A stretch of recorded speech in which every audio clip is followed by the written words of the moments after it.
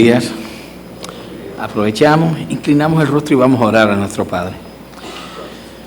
Señor Dios, Padre amado, gracias Padre por darnos la oportunidad, los hermanos, compartiendo aquí, Señor, estos momentos en que te dedicamos adoración, alabanzas a tu nombre. Entonamos cánticos a ti, Señor. Ahora te pedimos, Señor, que prepare nuestro corazón y nuestra mente para que en este momento que vamos a compartir acerca de tu palabra, pues estemos todos dispuestos a escucharla, a entenderla, Señor, a aprender de ella, a andar en ella. Te lo pedimos por Jesucristo, Señor y Salvador nuestro. Amén. Siéntense, hermanos.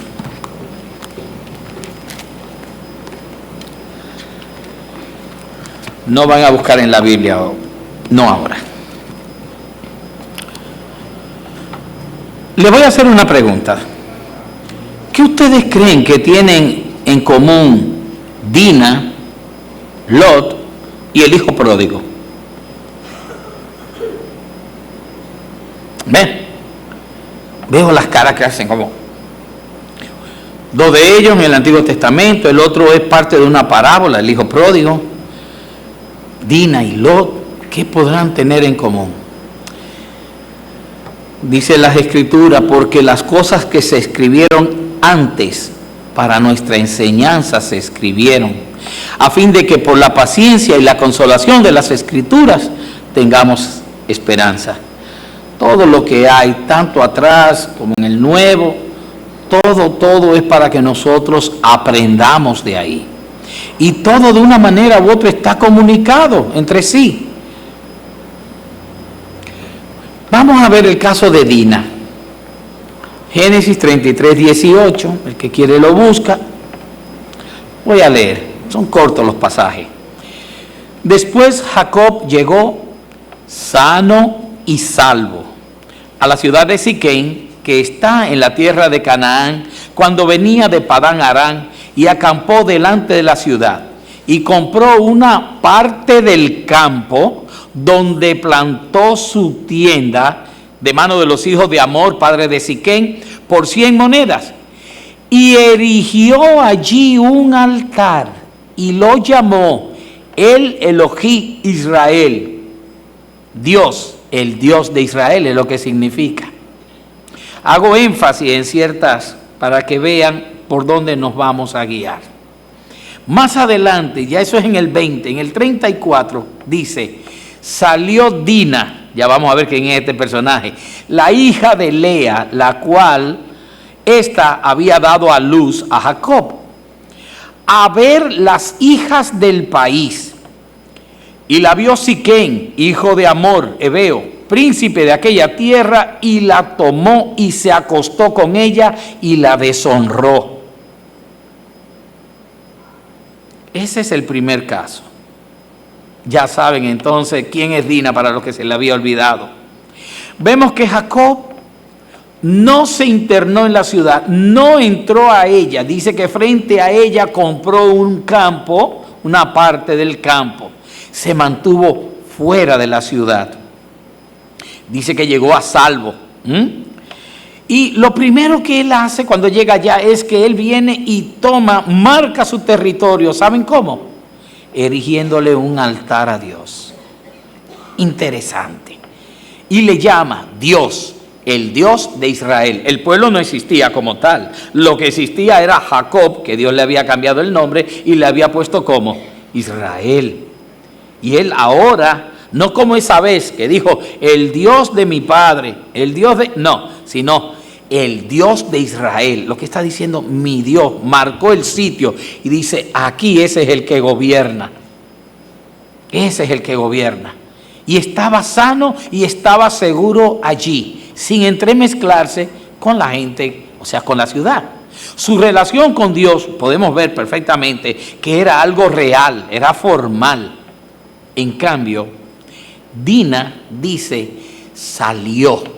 Así dice, salió Dina. abandonó lo que en este momento podríamos llamar su zona segura, que era el campamento de su padre. Salió, y como lo que leímos nos enseña, no salió escoltada, no salió acompañada de sus hermanos, salió, quizás acompañada de una sirvienta. Salió Dina, quizás hasta sola. Quizás pensó que podía hacerlo sin riesgo alguno. O solo fue a curiosear, porque dice, a ver a las hijas del país. O sea, deja chequear cómo es que son ellas, ¿verdad? Cómo se peinarán, qué tipo de vestido, qué moda utilizan. Sea cual fuere la razón por la que ella salió, el asunto es que ciertamente abandonó su zona de seguridad, ya que estando en el campamento nunca hubiese tenido el problema que tuvo, ni hubiese sido deshonrada. Otras versiones dicen violada a la palabra deshonrada. A veces creemos nosotros los creyentes, que no es tan malo lo que hacemos, y resulta que nos alejamos del campamento, nos alejamos de Dios. Y lo que pasa es que con esto acarreamos gravísimas consecuencias. Dice en Salmos 34:7, y todos se lo saben, dice, el ángel de Jehová acampa alrededor de los que le temen y los defiende. El ángel de Jehová resguarda, cuida, protege, dice, los defiende. El ángel de Dios, el ángel de Jehová, crea un cerco de seguridad alrededor del creyente. Pero cuando el creyente se sale de ese cerco, entonces se está arriesgando indiscutiblemente a tener problemas, a caer en desastre. Las razones de Dina, lo único que aquí nos dice, a ver las hijas, quizás se sintió solo, entre tantos varones, entre tantos hermanos, porque eran muchos varones hermanos. Tal vez necesitaba estar compartiendo con otras chicas, con otro pensar. Eso es lugubriando, no es que fuese así. O tal vez era una chica muy, muy amistosa, no lo sé. Lo que yo sí sé es que ella sale del campamento, llega a un lugar que le es extraño y por encima de la prudencia, que se nos manda a ser prudentes, por encima de la prudencia, su necesidad de compartir con otras personas del mundo, pudo mucho más. Y los resultados, calamitosos. Nosotros sabemos todo lo que ocurrió cuando Judá interviene, cuando hacen una verdadera masacre con los hombres de ahí. Una cosa horrible y uno de los capítulos más feos que ustedes puedan leer. Por causa de esa imprudencia por parte de Dina. Nosotros en el caso nuestro nos salimos de los límites cuando nosotros no obedecemos, porque el cerco que tenemos a nuestro favor es porque estamos sometidos y somos obedientes a la palabra de Dios. A veces nos salimos de esos límites, aunque sea por un ratico. A veces nos salimos de los límites, aunque sea una sola vez, porque pensamos que no habrán grandes consecuencias. Yo he llegado a escuchar gente inclusive, tal cosa dice, una vez al año no hace daño. Como diciendo, aunque sea una vez. No. Cuando el Señor nos le agrada algo, no es que aminoremos su uso o el hecho de hacerlo, sino es no le agrada, por lo tanto debe ser cero nuestra actuación. No podemos transigir con eso. Y el problema es que muchas veces sí transigimos cuando pensamos que nadie nos ve. Y le voy a decir, claro, esto es un mensaje que va más para nuestros jóvenes que para los que ya estamos con el caco blanquecino, ¿verdad? Tío Temi y demás. Para los jóvenes, que son los que piensan, como no me están viendo ahora, deja tomarme una ligereza. No puedes desobedecer a Dios. Cuando nosotros disfrazamos de excusa un deseo mundano y nos dejamos llevar, eso es lo que ocurre. Luego vamos a pagar nuestra pequeña excursión en el mundo muy amargamente. Muy amargamente. Paso al segundo caso. Miren qué rapidito voy. El caso de Lot. ¿Quién no conoce a Lot? Todos. Quizás Dina no, pero todos conocen a Lot. Y voy a leer rapidito, nada más que haciendo énfasis en un par de cosas. Génesis 13:3 dice: y volvió por sus jornadas desde el Negev hacia Betel, hasta el lugar donde había estado antes su tienda entre Betel y Jai, al lugar del altar que había hecho allí antes, e invocó allí Abraham el nombre de Jehová. Cualquier similitud con lo que acaba de hacer y que leímos que hizo Jacob no es coincidencia, es que así es como procedían los hombres de Dios en ese momento. ¿Entiende? Sigue diciendo: también Lot, que andaba con Abraham, tenía ovejas, vacas y tiendas, y la tierra no era suficiente para que habitasen juntos, pues sus posesiones eran muchas y no podían morar en un mismo lugar. Y hubo contienda entre los pastores del ganado de Abraham y los pastores del ganado de Lot, y el cananeo y el fereceo habitaban entonces en la tierra. Entonces Abraham dijo a Lot: no haya ahora altercado entre nosotros dos, entre mis pastores y los tuyos, porque somos hermanos. No está toda la tierra delante de ti. Yo te ruego que te apartes de mí. Si fueres a la mano izquierda, yo iré a la derecha, y si tú a la derecha, yo iré a la izquierda. Y alzó Lot sus ojos y vio toda la llanura del Jordán, que toda ella era de riego, como el huerto de Jehová, como la tierra de Egipto en la dirección de Zoar, antes que destruyese Jehová a Sodoma y a Gomorra. Entonces Lot escogió para sí toda la llanura del Jordán. Y se fue Lot hacia oriente y se apartaron el uno del otro. Abraham acampó en la tierra de Canaán, en tanto que Lot habitó en las ciudades de la llanura. Repito, habitó en las ciudades de la llanura y fue poniendo sus tiendas hasta Sodoma. Mas los hombres de Sodoma eran malos y pecadores contra Jehová en gran manera.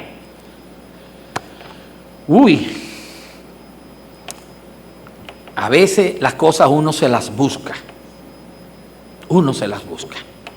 Lot tenía 4 puntos para dónde escoger: arriba, abajo, derecha, izquierda, los 4 puntos cardinales. Él podía haber escogido uno y el otro lo que le decía: si tú coges por un lado, yo cojo el lado contrario, para estar separados, para no tener conflicto, con tu ganado el mío, tus hombres los míos. Pero quiso la tierra que se veía más verde, más apetecible, con más agua, pero también la más codiciable, por eso mismo, por su riqueza. Y se fue metiendo él solito en la boca del lobo, porque cada vez fue viviendo en las ciudades de la llanura, como dice, y acercándose a Sodoma.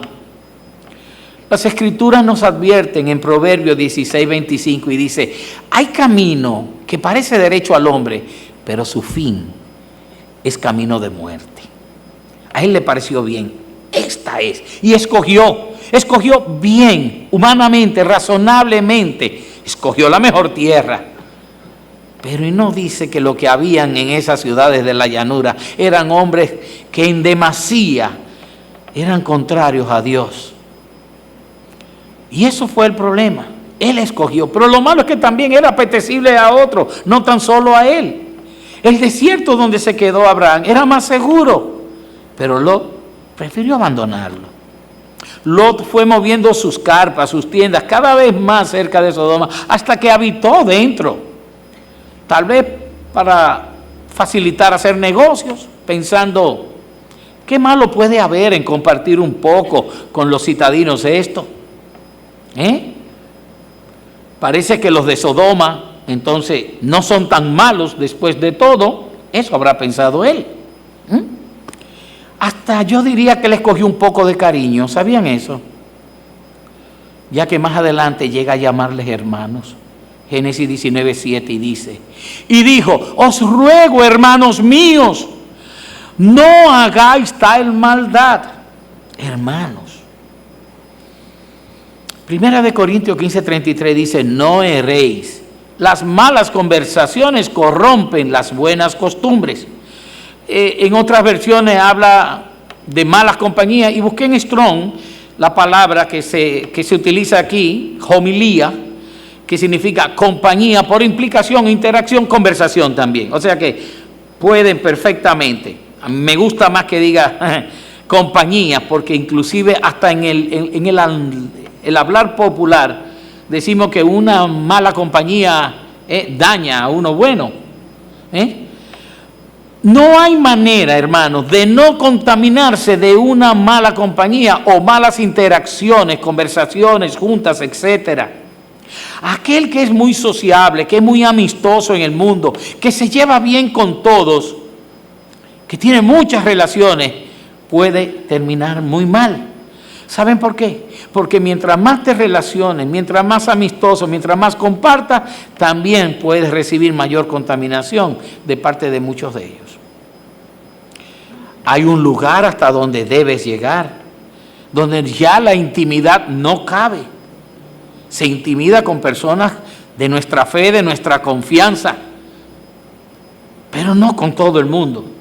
Hay sitios que en mi casa no los conoce una visita, pero hay otros que son de la familia que conocen hasta el recondijo más pequeño en mi casa, porque pueden, porque hay confianza.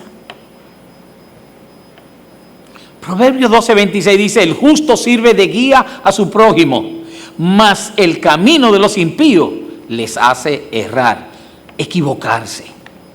Tu compañero, entonces, ¿cómo tiene que ser? ¿Un impío o un creyente?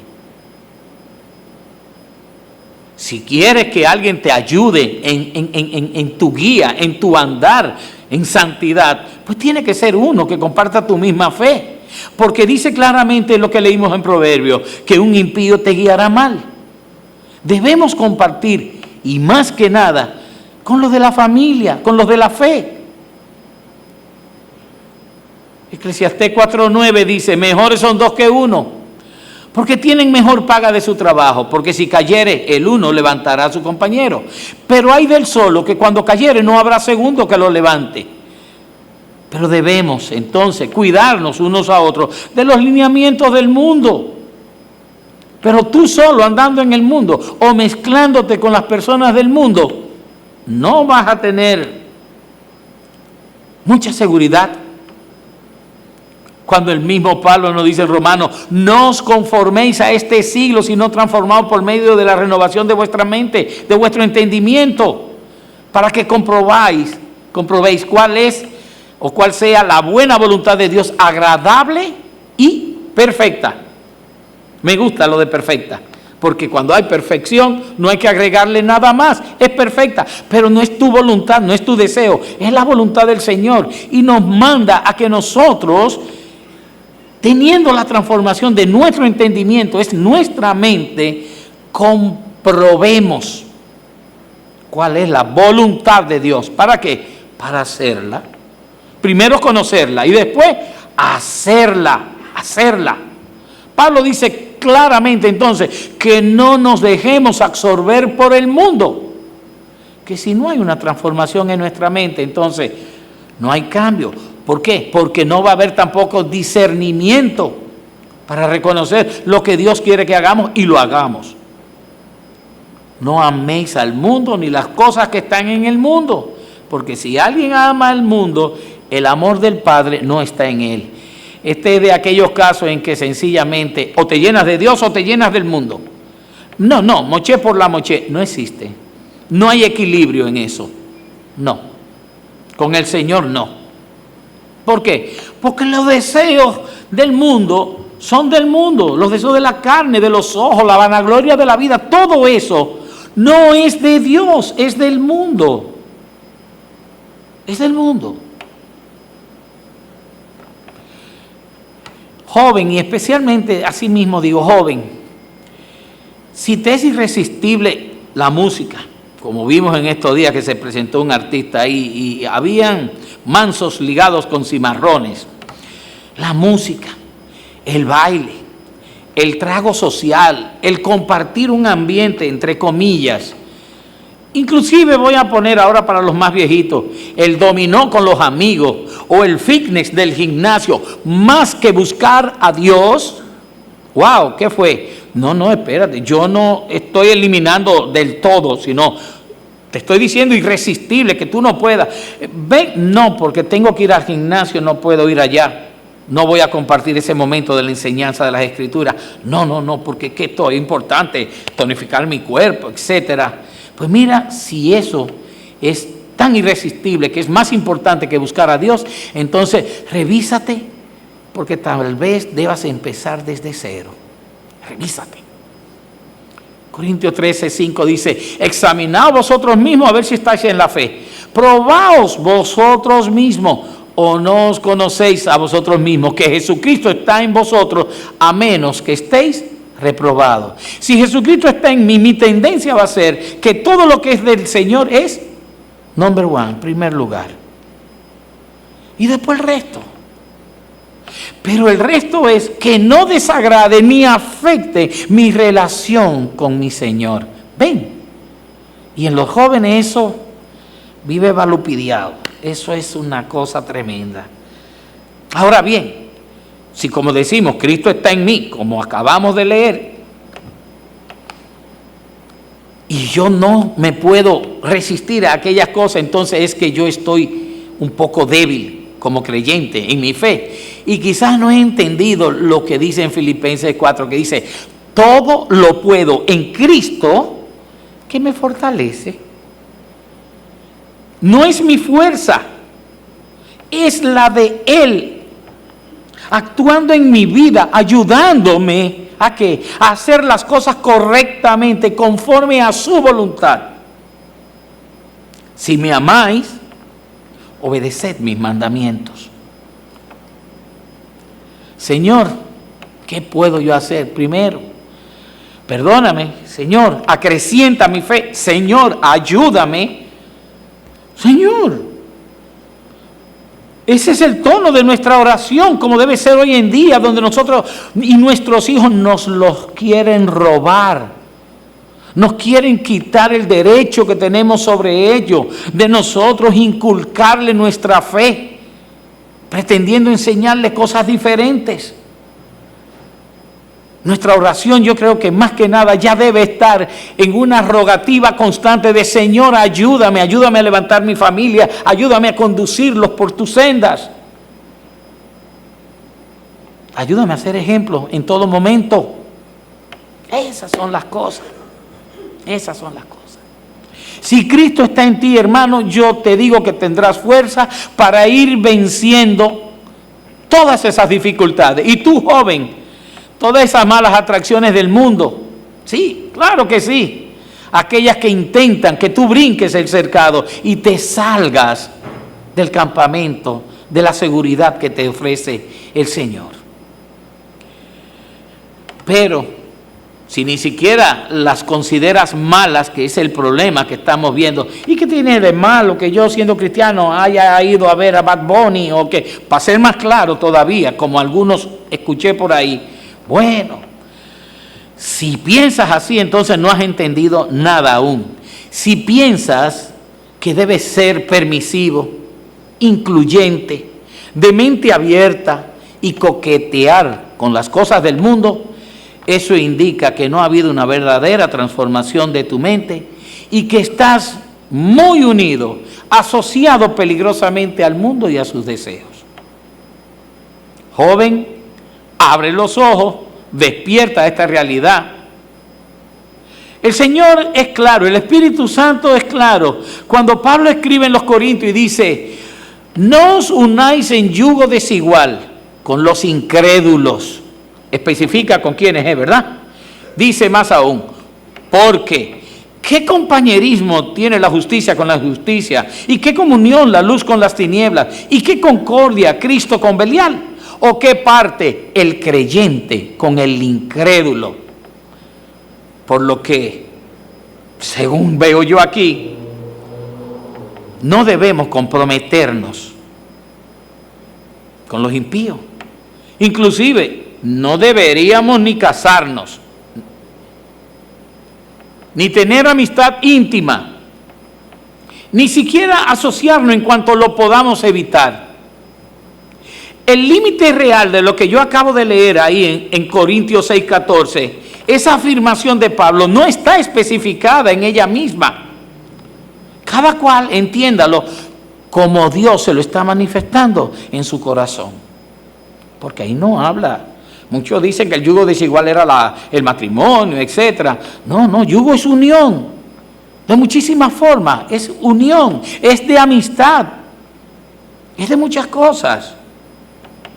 David escribió una vez algo. En el Salmo 119, 115 dice: apartaos de mí, malignos, pues yo guardaré los mandamientos de mi Dios. Y el que está en el mundo porque no guarda los mandamientos de Dios, porque no anda en sus sendas. Si queremos nosotros estar en una zona de seguridad, entonces debemos ir arreglando las cosas.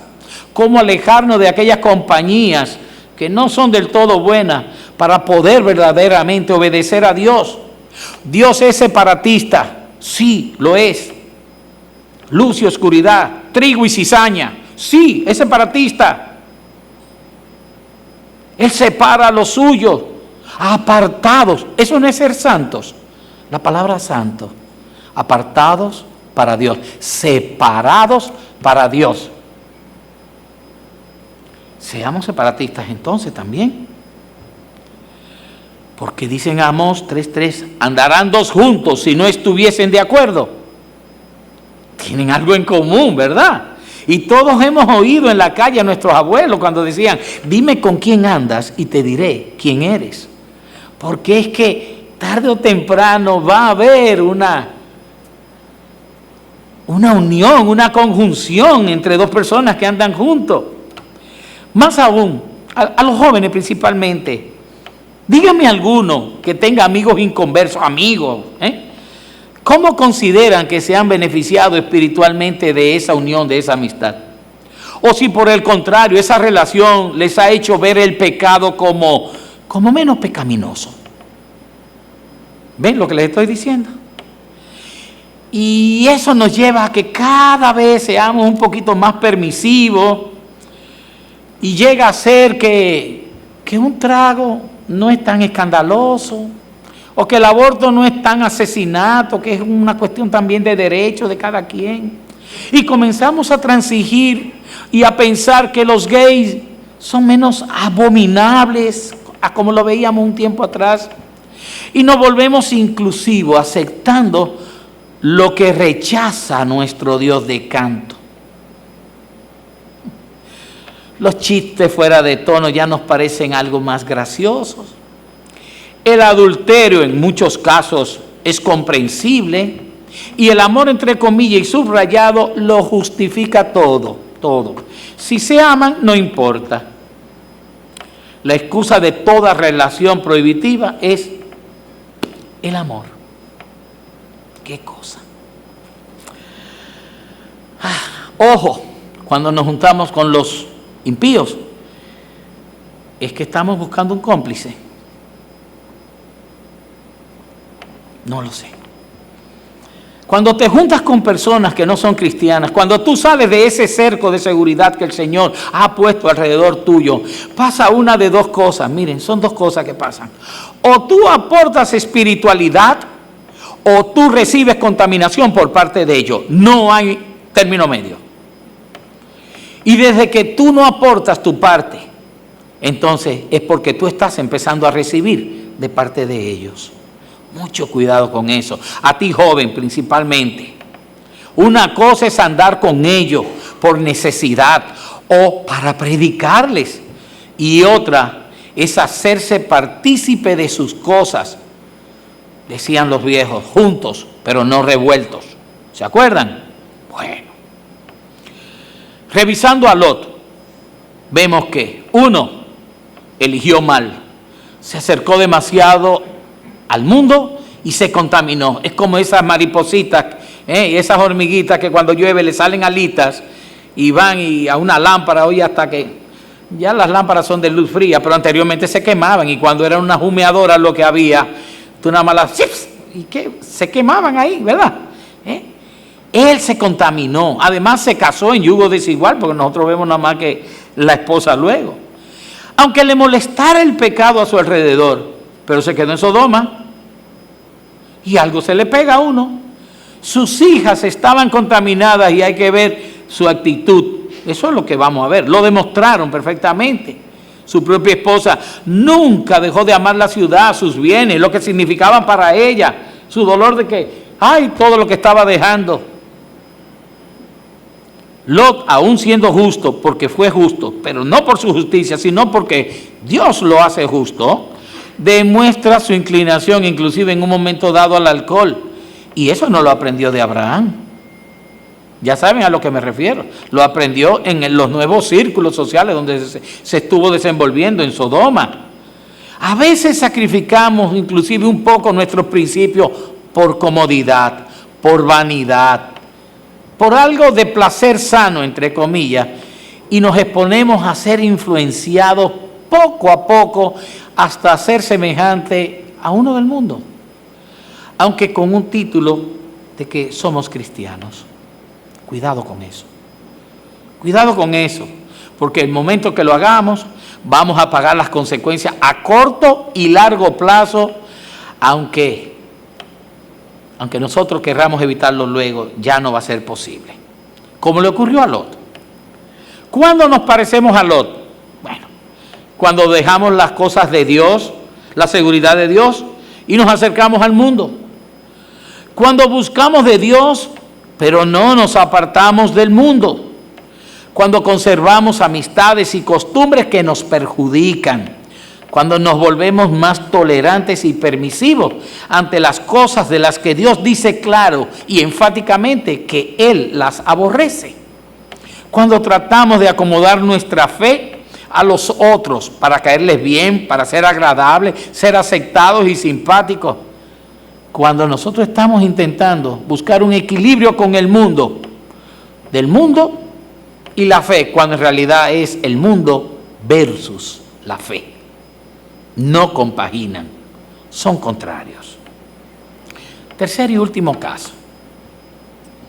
El hijo pródigo.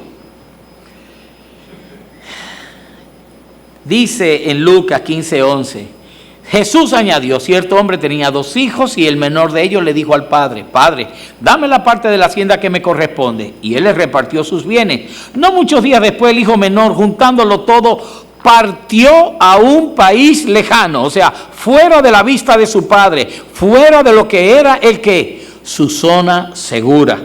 Y allí malgastó su hacienda viviendo perdidamente. ¿Por qué? Si vienes a Roma, haz lo de los romanos. Cuando lo había gastado todo, vino una gran hambre en aquel país y comenzó a pasar necesidad. Entonces fue y se acercó a uno de los ciudadanos de aquel país y él lo mandó a sus campos a apacentar cerdos. Un judío. Bueno, y deseaba llenarse el estómago de las algarrobas que comían los cerdos, pero nadie le daba nada. Entonces volviendo en sí dijo, ¿cuántos de los trabajadores de mi padre tienen pan de sobra? Pero yo aquí perezco de hambre. Me levantaré e iré a mi padre y le diré, Padre, he pecado contra el cielo y ante ti. Ya no soy digno de ser hijo tuyo. Hazme como uno de tus trabajadores. Levantándose, fue a su padre. Cuando todavía estaba lejos, su padre lo vio y sintió compasión por él y corrió, se echó sobre su cuello y lo besó. Si tu caso es parecido, si has salido del amparo de Dios y te has alejado de lo que era la zona de seguridad, que no es más que la obediencia que tenemos a las cosas de Dios, la obediencia a Dios mismo, quizás pueda ser que este caso, el hijo pródigo, te sea algo familiar. Lo bueno que tuvo que es alguien que regresó, alguien que regresó. Este hijo, como vimos, abandona su cerco, su zona de seguridad. Aparenta tener un disfrute en el mundo del pecado. Hace fondo, o sea, llega a lo más bajo que se podía caer. Criando cerdo, un animal inmundo, un judío, y queriendo comer algarrobas. Bueno, recapacita. Oh, bendito Dios. Y reconoce que ha pecado y decide regresar al Padre, humillado, arrepentido. Así mismo, en esa condición, es como dice, el corazón contrito y humillado. ¿Qué dice la palabra? No desecharás tú, oh Dios. Así viene él arrepentido, retorna al Padre. ¿A dónde está llegando otra vez? A su zona de seguridad, porque si sigue fuera se va a morir de hambre. A su zona de seguridad. ¿Y qué es lo que dice? Que de lejos lo vio el Padre y sintió compasión por él. Lo besó, lo abrazó, le tiró al cuello. Eso es papá. Ese es nuestro Padre verdadero. Misericordia, compasión, perdón. Él no llegó a decirle nada. ¿O sí? Pues yo no leo aquí que le haya dicho nada. Él llevó preparado cómo es que me voy a presentar delante de mi Padre y me voy a quedar como un criado suyo, y no se lo permite. Y ponle el anillo y maten el becerro más grande, más gordo, etcétera. Hay fiesta, volvió. Qué lindo. Ciertamente hubo consecuencias, claro, más gastó su herencia, sufrió hambre, penuria, pero recapacitó y arrepentido decidió volver al Padre. ¿Cuántos jóvenes no están con un pie aquí y otro allá? Y algunos adultos, un pie aquí y otro allá. Dios es nuestro Padre y Dios se goza en el perdón. Hay fiesta cada vez que un pecador se arrepiente. Lo hemos leído. Este muchacho, el hijo pródigo, pensó que quizá era demasiado joven para tener tantas limitaciones como nuestros jóvenes. No, yo estoy demasiado, me quieren tener encapsulado, ¿qué tanto? No hagas esto, no. Y que él debía gozar de alguna manera su juventud. Que luego, tras tener aventuras, conocer, él podía decidir después que había un momento para Dios. Quiso probar cosas nuevas. Peligro. Probar cosas nuevas. Ay, sí. Y se hundió en el lodo rápidamente y la pasó muy mal. Ya ustedes vieron. Conclusiones. Con esta prédica, si se le puede llamar así, yo no busco serle simpático a nadie, ni ser emisor de vamos a decir, de una prédica positiva, un mensaje positivo que les anime a ustedes. No. Solo les tengo que decir lo que dice la palabra del Señor. Y el Espíritu Santo se encargará de poner en el corazón y la mente de cada uno de ustedes hasta dónde le sirve el sombrero a cada uno y lo que debemos hacer. Si te sentiste aludido, si crees que algo de lo que aquí se dijo fue dirigido a ti, pues mira, me alegro mucho. Pues esa era la idea, que nos confrontemos con la palabra de Dios. Esa es la idea. No que la utilicemos como algo para tenerlo ahí, apoyarme y respaldarme. No. Que nos confronte, que nos diga, estamos realmente en el cercado de Dios, obedeciendo su palabra, obedientes. Estamos seguros en Él porque vivimos confiados plenamente en Él. Vamos a ver. A mí me dijo alguien, mira, tú vas a predicar, sí, trata que no sea un boche, que no pelees mucho. Perdón, hermano. Pero dice Proverbio 27, mejor es reprensión manifiesta que amor oculto. Fieles son las heridas del que ama, pero importunos los besos del que aborrece. Entonces, nosotros que somos ovejas del redil de Dios, la oveja que deja su zona de seguridad y se aventura a correr como una loquita por ahí, tiene dos destinos: o ser devorada por los lobos, que el mundo la atrape y la consuma, si es el caso, que no es su Señor, porque una vez que estás en la mano del Señor, nada ni nadie te podrá arrebatar de la mano del Señor. Pero eso no te va a dejar exento de que sufras aflicciones por tus malas decisiones. Esa es una condición. Y la otra, o ser rescatada, aunque eso de ser rescatada por el Señor puede tener unas consecuencias, puede venir acompañado de que se le quiebre una patita a la oveja para quietarla, para evitar que sea tan andarriega. Y ustedes ven personas como quedan, que después de esa experiencia en el mundo, tranquilito, quieto. 3 casos acabo de hablar, Dina, hablé de Lot, está el hijo pródigo, 3 casos. ¿Te identificas con alguno? Dina fue imprudente y se aventuró movida por la curiosidad y la vanidad. Lot fue ambicioso y débil y se dejó absorber por el medio. Y el hijo pródigo pensaba que aún tenía que gozar la vida, que conocer, que tener aventura. En todos los casos ellos dejaron su zona de seguridad por un impulso que nada tenía que ver con Dios, sino con sus propios deseos. ¿Se dan cuenta? Uno lo hizo poco a poco. Es una manera de alejarse, acercando su tienda cada vez más a Sodoma hasta ser absorbido. La otra salió sencillamente, completamente y por un momento, y el enemigo aprovechó que estaba sola, desamparada, y le atacó, consecuencia de su mala decisión. Y el hijo pródigo tomó la decisión consciente de tomar su parte de la herencia, alejarse de la zona de seguridad, porque quería disfrutarlo a todo dar, entre comillas, los placeres del mundo. Ten cuidado, hermano. Salir de tu zona de seguridad puede ser muy doloroso, ya sea por aventurar, por comodidad o por decisión propia. Reflexiona, endereza tu camino, santifícate. Evita la sequía y el dolor que conlleva salir de ahí. Debes de estar preparado. ¿Sabes cómo? Como si esta noche el Señor estuviera volviendo. De verdad que sí. Si vas a hacer algo, esto te puede servir como un parámetro. Piensa si aún lo harías sabiendo que Jesús está a punto de regresar. ¿Tú lo harías? ¿Verdad que fuera un freno eso? Aún estás a tiempo. Arrepiéntete de tu camino y cambia.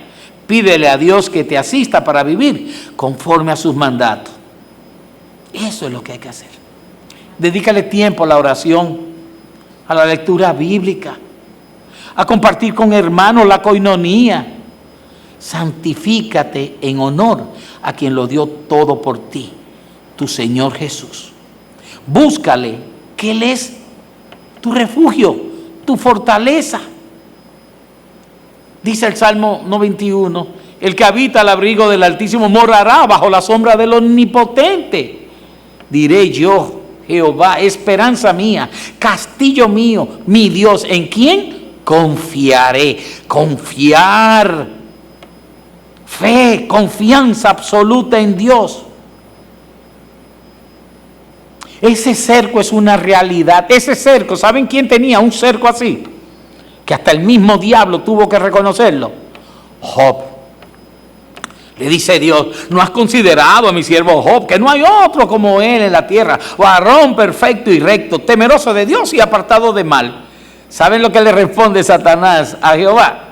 Dijo, ¿acaso teme Job a Dios de balde? ¿No le has cercado alrededor a él y a su casa y a todo lo que tiene? Al trabajo de sus manos has dado bendición. Por tanto, sus bienes han aumentado sobre la tierra.